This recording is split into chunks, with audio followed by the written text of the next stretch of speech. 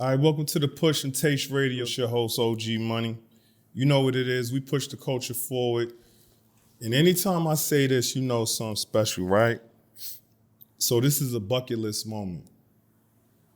I got the pleasure of sitting down here with introducing some of y'all, if you're not familiar with it, but by the time the world gets their hands on it, you're going to know it's something special.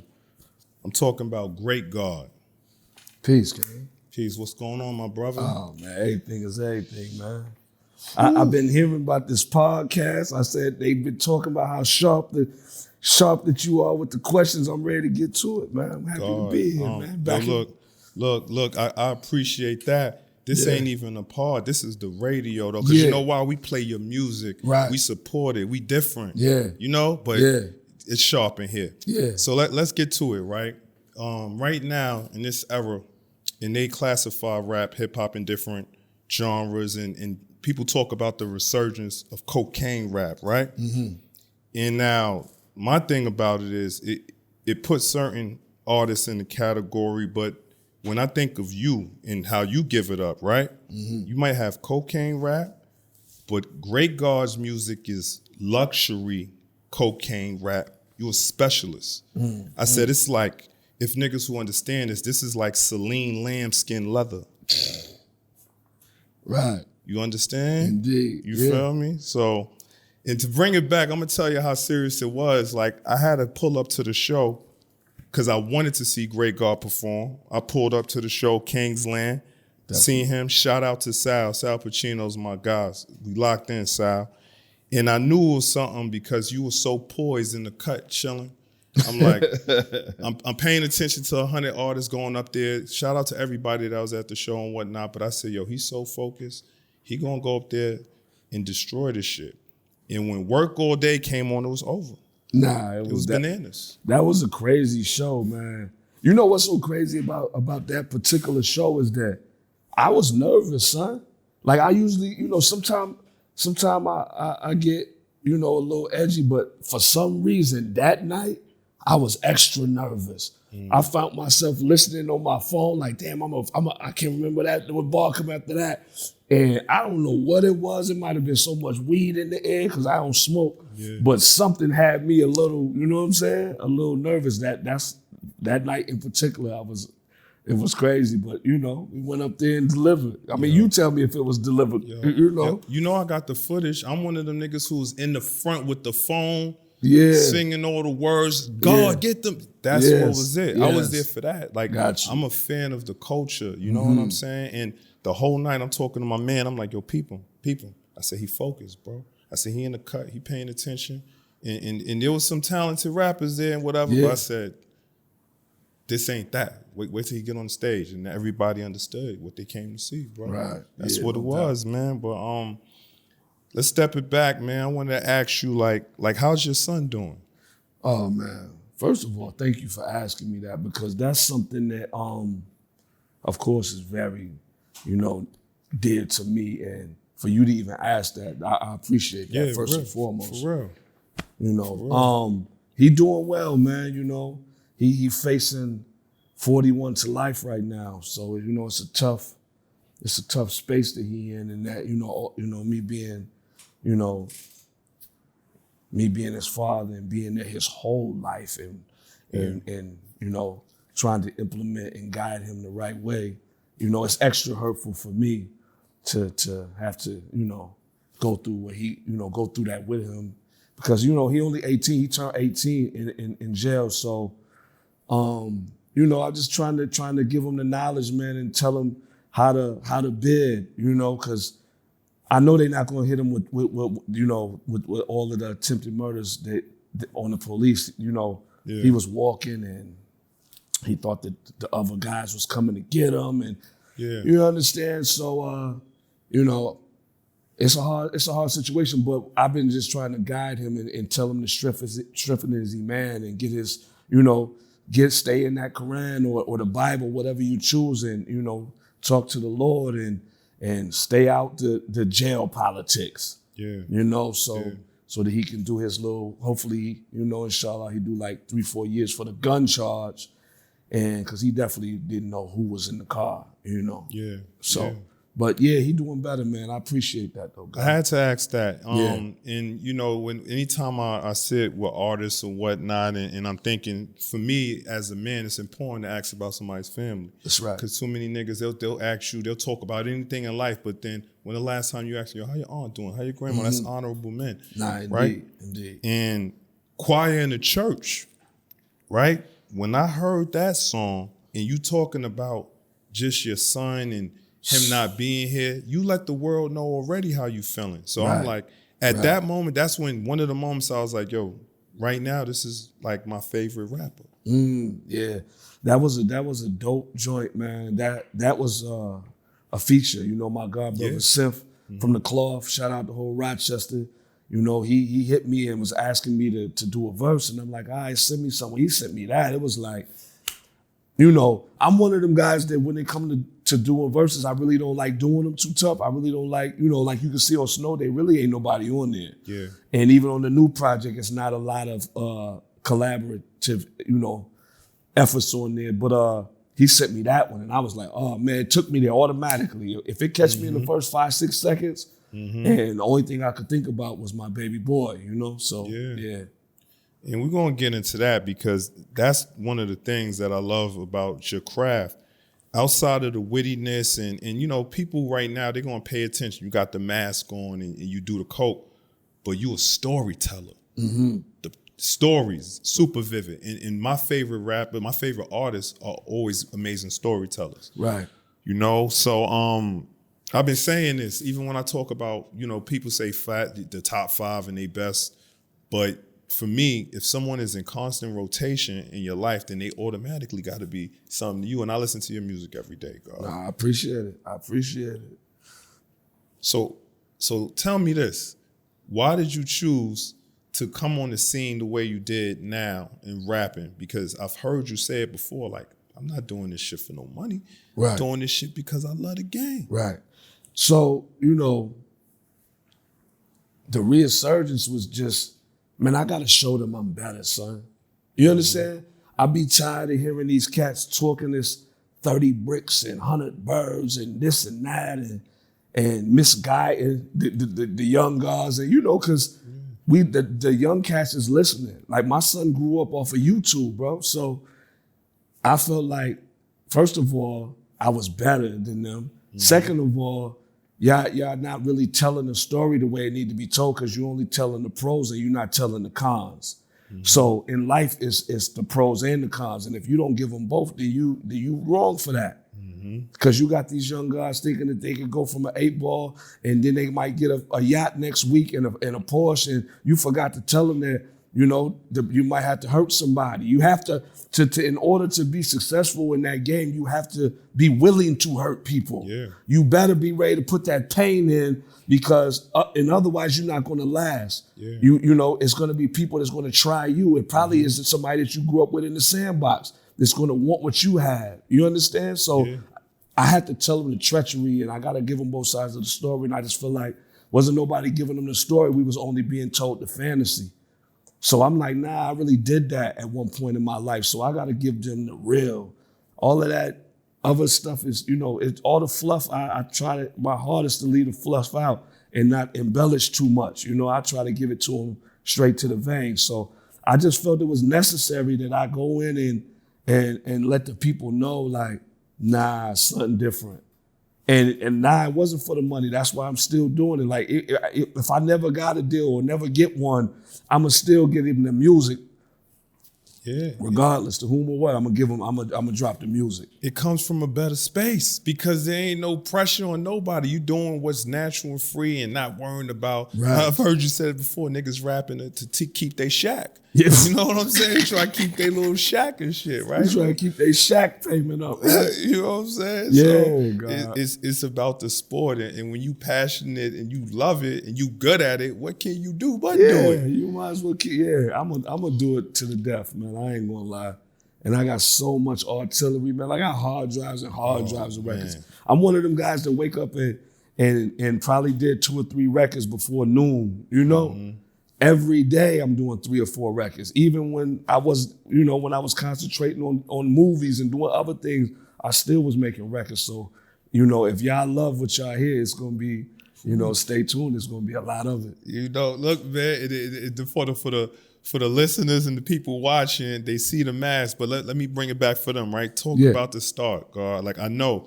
So you were born in Iowa, right? No, I was born in Milwaukee. Milwaukee, then to Iowa. Then went to Iowa. My grandmother lived in Waterloo, Iowa. Yup. Yeah. So give us the journey for those that don't know. So born in Milwaukee, moved to Iowa. Then from Waterloo, Iowa, moved to Des Moines, Iowa. From there, moved to New York. From Brownsville to Rochester. From Rochester to Syracuse. And then I hustled in every town in between Cleveland and Chicago. And, you know what I'm saying? And all the places, all of the little places in between, man. So that's an interesting journey, right? Yeah, but it makes you a renaissance man. You know what I'm saying? The musical taste, I'm sure your music taste just varies and from different regions and areas. Right. So what was some of your musical tastes loving? So initially, my man KP, he was the one that really put me onto East Coast music. That's when I was still in the Midwest. Mm-hmm. At the time that he put me onto that, I was on probably really West Coast music. You know what I'm saying? I was listening to a lot of West Coast joints, and I hopped in the car with him one day, and he started playing that Tribe and all that, and then my uncle Atiba, who I got Knowledge of Self from, he, of course, Brand Nubian, PE, Rakim, So then it made more sense to me what I was listening to once I could do the knowledge to what I was hearing. Then, I did the knowledge, the wisdom, and then I got the understanding, and I said, oh, okay, now I understand what they talking about, and it made even more sense. It made me love what they was doing and saying even more. So, yeah, God, that's what it was. And even wrapping that up to, again, you're saying the knowledge, that ties into the name, GREA8GAWD. Right. So when you were younger, you picked up the mathematics faster than everybody. Right, faster than everybody. They was giving me my lessons, and I was knowledge in certain degrees, in a couple days, and I would be able to come back and be swift with it too. And that, I attribute that to just always being a competitor. I always was a competitor. I always wanted to be one step ahead. I always never was a follower, always wanted to be at the head and in the know-how and at the forefront, you know what I'm saying? Yeah. And be the leader. So yeah, man. Yeah. So now we're going to shift and we're going to talk about some of this, how I came across the musical journey, because we're going to talk about Snow Day. You have to. Mm-hmm. But I like to start with the Wolf season, man. Gotcha. That is a crazy project with you and Joey Majors, man. Yeah, shout out Joey Majors, God. You know what I'm saying? That's a statement. Yo, so Wolf season kind of happened accidentally. My god brother Joey Majors, he invited me to Vegas, right? And it initially was just to do one record. But I know him so long, and we just end up doing a record. Then we did another record. Then we did another record. Then I end up staying for a week. Then I end up staying for a couple weeks. Then I said, man, we just gonna put together a few more joints, and we gonna put this EP together. And we just went back and forth. We just sparred with each other on every record. You know what I'm saying? EP sound like an album, man. Come on. Yeah, now that one is real musical. That one, he picked the best producers. I brought some producers to the table. Thanos, I brought Thanos to the table. Sapuda, Big Schoon, and then he had Merc Beats, of course. Shout out Merc Beats. And man, he had, and we put it together. We just put our resources together, musical resources together. And I ain't gonna lie, that's a special one. That Wolf season is a special one. It is, man. Because look, for those that know, they talk Snow Day, and we're gonna get to that. Mm-hmm. But Wolf season set it off too, that body, and you had some joints up there, Kiss up there with y'all, Benny, Got Prodigy, you know what I'm saying? God, Stone. Weasel Sims. Yes, indeed. Shout out to Weasel. Now Rufus, that's one of my guys, man. You and him. Yeah. Yo, you and Rufus been cooking up crazy too. Oh man, so Rufus is he God Squad. Yeah. He God Squad. So, you know, we had Dillons on a whole different level in Chicago. You understand? So when you have a rapport with somebody and it don't come from a financial gain, just like with the music, then you get a different love. It helps you to build a different rapport with a person. So the rapport that he and I have is like, you know, that's real brotherhood. I was on the phone with the God today, and man, me, him, my man G.O.A.T, St. Millie, you know, all of the Murph Dilly. Those is all the guys that showed me love. And I was showing them love, shooting, you know, we was doing video work. I'm talking about 7-8 years ago. So now that, you know, everybody is at the peak and at the, you know, at the top and rising to the top of their game, it was only right that we came back together and said, you know, like Bill Cosby and Portier, let's do it again. Yeah, it's beautiful, man. And shout out to Rufus. Both of y'all dropped two of my favorite projects in the past. Yeah, crazy. House Arrest is something vicious. They sent that to me early, too. I had that for a while. Yeah, I'm on that House Arrest. Yeah, I know. You talking crazy with it, man. Talking crazy with the love songs, God. Yeah, see, and they ain't think I could. I know they probably thought I couldn't do that. I need that. Yeah, when he sent me the record, I like, dang, what he gonna send me to get on, right? Yeah. I know it's gonna be fire. Love brother, songs. Gonna send me that fire, but when it was a girl record, then it had Shorty on there. I'm like, oh, this gonna help me bring, because I've been talking to Roc about that. Like, yo, God, if anybody could bring the ladies to the underground, it's Pimpire. It's us, God. We have to be responsible. The rest of these dirt bags, they don't want to see them. They don't want to smell their cologne, God. They want to smell our cologne, God. You heard me? You understand? So we gonna be responsible for merging and bringing the women. Yeah, it's important, bro. It's important. You gotta keep that good cologne. That's why I made sure I threw that Bond No. 9 Brooklyn shit out here. Yeah, you know it. You smell me? But speaking of that, right? We're gonna transition talking about Roc and Roc Marci. And this is how I'm gonna set it off, because Roc has called Snow Day, considered that the hustler's Bible. That's right. That's big stamp. He did say that. He did say that was the hustler's Bible. He said, yo, you know, he was just like, yo, because, you know, I like to ask, you know, like, what did you like about it? What made it different? And he like, yo, God, I could just tell what's real and what ain't. Like, I don't even, you know, certain people that talk, you got to ask somebody in their hood and see if it can be verified. But the minute details that you implement in your music and the way that you know what I'm saying, that you put it together, I already know that's what's real. So yeah, that was his take on it. He said, yeah, this is like the cocaine Bibles. Well, I heard somebody say before, if I believe you, I love you. That's right. That's what it comes down. And that's how I feel the same. Like if it's so authentic and you understand it, and I talk about this with my good friend back there all the time. It's like movies. You don't have to be a gangster to enjoy Goodfellas or Casino. You don't have to. That's right. But if you are one and you come from that, you might enjoy certain things a little bit differently. You have a different appreciation. You have a different appreciation. That's right. And I have a different appreciation for certain things. And when I hear it, I knew what was going on. Right. When the stuff starts off, like songs like 12-12s. And I'm going to talk to y'all about some of these stories, right? 12-12s. Thanks for Nothing, right? Whole perspective from a user's perspective, you know, even entitled. Right. You know what I'm saying? It's a lot of powerful records on that project outside of just thinking the hustle and the coke talk. Right. So, like, how long did it take for you to put that together? So what I didn't do was I didn't sit down and say, I'm going to put Snow Day together. Like I told you, I do 3-4 records a day. And it just so happened that I was listening to a lot of cats that was talking that talk and saying to myself, man, that ain't it, man. So that was a lot of my fuel when I was recording, you know.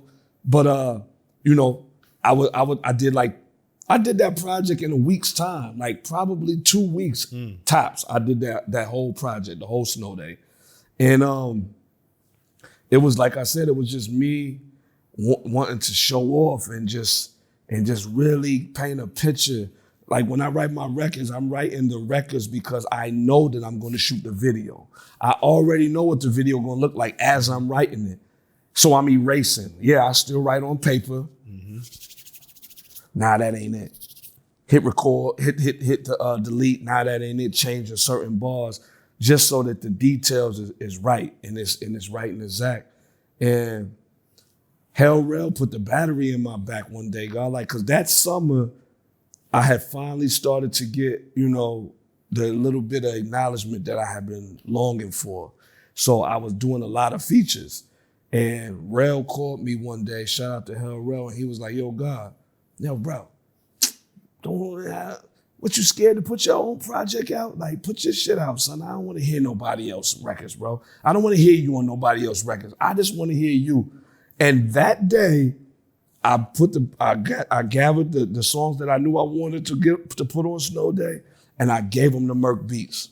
That's where the magic came in. The magic was in the writing, the beat selection, yes. The producers, yes. The real magic that that in the movies when they give you that sound, yeah. The real magic off the wand was when Merc Beats put that album together the way that he did, the way he sequenced it. See, a lot of people may or may not realize how important sequencing is. Yeah. And my god brother did a hell of a shout out to my god brother Merc Beats, man. He did an amazing job in making that album one that you can listen to like a movie and without skipping. Because if you feel like that, if you skip something, you may, missing something. You miss a whole chapter. You know what I'm saying? It's a story, man. It's a come back now. Oh, I said, man. This nigga come back now. yo, how old do you think Thanos is? He sound like he was 90 on there, right? Like he was 80 with a Jim Beam or something with ripple in his head. Nah. Young guy. That's crazy. Y'all niggas ill. So David Ruffin. David Ruffin. I got you right there. Yes, David Ruffin. You know what I'm saying? He sang the hell out that hook, man. And he's on my new project too. Yeah. Well, look, man, Snow Day's gonna go down as a classic for you. It is. I'm telling people, if you listen, the storytelling, the songs, the sequencing, everything was put well together, and I was talking to Merc about that. He's gonna be sitting down here soon. Okay, yeah. But outside of that, man, now we past that. You and Roc, how magical has it been in y'all coming together, joining Pimp Aya, which y'all have planned next? So joining and being around Roc is a blessing in so many ways. Besides the fact that he's the God of this thing that we do. You understand? Besides he just had surgery on his rotator cuff, man, because he's been throwing so many alley-oops and shit. The doc told him he can't throw no more alley-oops. But Roc really need a check he really need an A&R check too, because he didn't come in, he goes and knows what's what early. Mm-hmm. He knew about Griselda. You remember, like he helped all of these guys. Yo. You know what I'm saying? He sent them a Father's Day card, you filthy animals. Show some respect. But for me, what he did was he gave me the opportunity to get a light when the light was over here. The light was still 3 miles behind me. I was going to catch up to the light eventually. He brought me to the light faster and said, yo, watch that guy. Him, he's a talker. You know what I'm saying? And at the time that when he did that, I was grinding. And like I said, I may have eventually, got to the point of where, we ended up being at and where we at now, which is, we still got a lot of work to do. But for anybody to come and doesn't know you, I didn't grow up with him. I don't know him from Brooklyn. I don't know him from Brownsville. I never did. You understand? Mm-hmm. When somebody comes to you, that's like somebody coming to you, son, knowing that you a hustler and giving you a whole bird. Yeah. And then never calling your phone about the bird. For real. You understand what I'm saying? Like, you give it to me when you give it to me, God. That's what that was like. That's like the ultimate cosign. So forever in the day, forever I will be in debt to my God brother for that, because he didn't have to do that. The things that people do for you that they don't have to do, nobody's obligated to do that. He's not obligated to bring me on tour and say, yo, Taj, yo, God, come on here and get on stage, God. Yeah. He didn't have to do that. So, yeah, man, it's like how can I repay the God? Yeah. I can repay him by working my ass off, and we on this God Brothers EP that we working on. Oh yeah. We got an EP together called God Brothers that is gonna be coming out through Equity. You know, we just signed the situation with Roc Nation, and you know, everybody knows that now. You know, this is the first time I spoke about it. And the project is gonna be amazing. From his mouth, he said, like, listen, I'm not just doing no 1 or 2 features. We doing this like Rain Ghost. That's how we approaching this, God.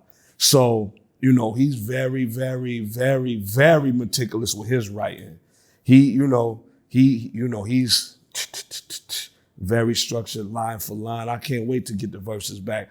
I sent him mine. So y'all, you know what I'm saying? Yeah. I sent him about 9 joints. And I'm just waiting, you know, for us to get back together and put everything in perspective and get it, you know, get it out to the people. I'm thinking it'll be, you know, it's definitely gonna be 2024. All right. Because I know he dropping a project, and I'm on there a couple times. He doing it right, man. He rolling it out the right way.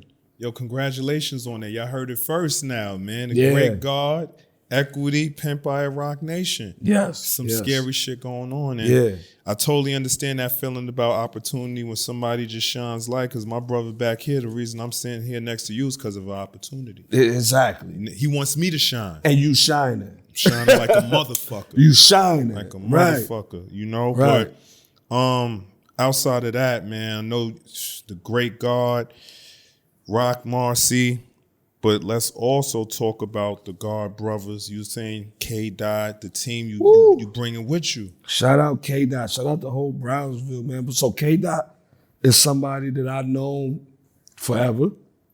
And I told him that then, like, yo, God, when I get my situation right, I'm coming to get you. And, you know, he might have thought, yeah, all right, you know, of course, you know, we get sold dreams every day, right?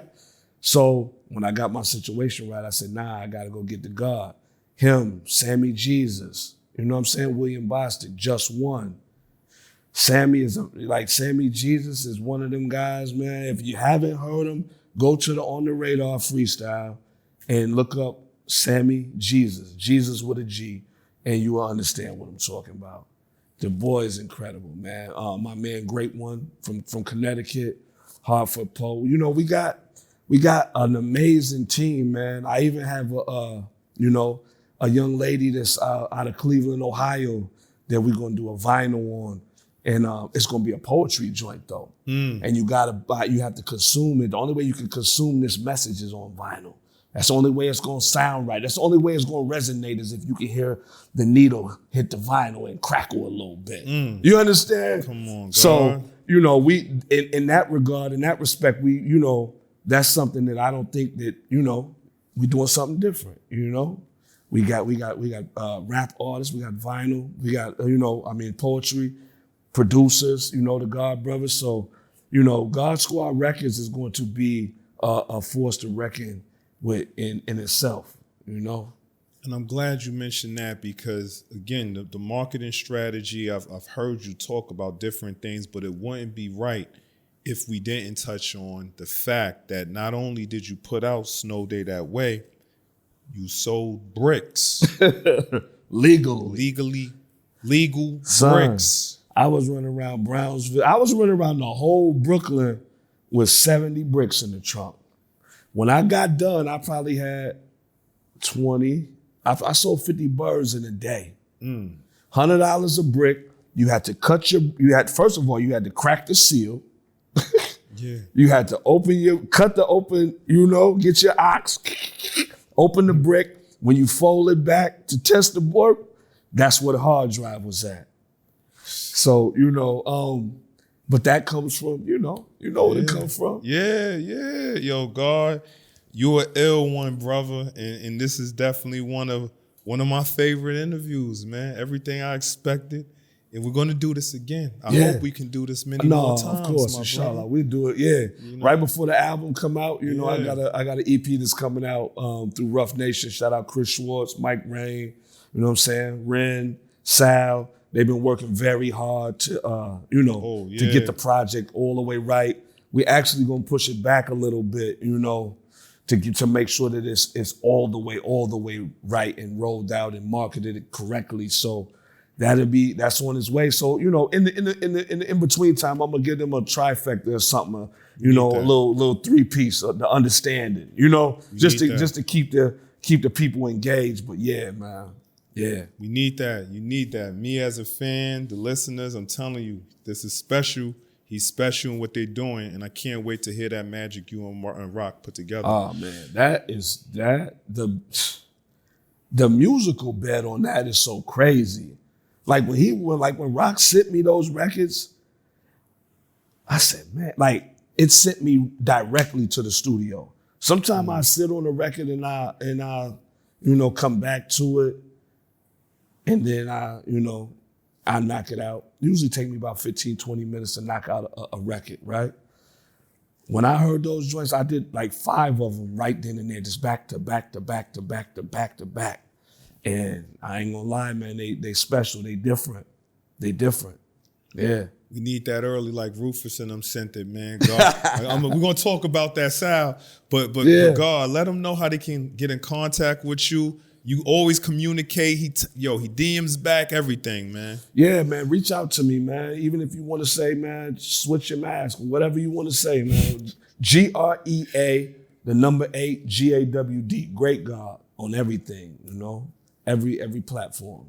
GREA, the number 8, GAWD. You know who it is, G Money. This is why I do it. This is my favorite rapper right now. I'm sorry, Appreciate my rap friends, I gotta keep it tall.